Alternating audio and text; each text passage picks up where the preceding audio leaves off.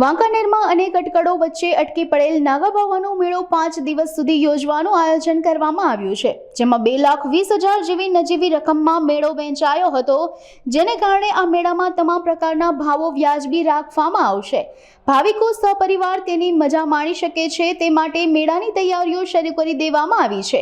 શ્રાવણ વદ નોમની રાત્રે મહાઆરતી કરવામાં આવશે. ગુરુ નાગાબાવાને જલેબી ભજીયા પ્રિય હોય તેથી દશમના દિવસે જલેબી ભજીયાનો પ્રસાદ રૂપે લેવામાં આવશે. વાંકાનેર ખાતે સ્થિત નાગાબાવા મંદિરના મેદાનમાં દર વર્ષે જન્માષ્ટમીનો ભવ્ય મેળાનું આયોજન કરવામાં આવે છે.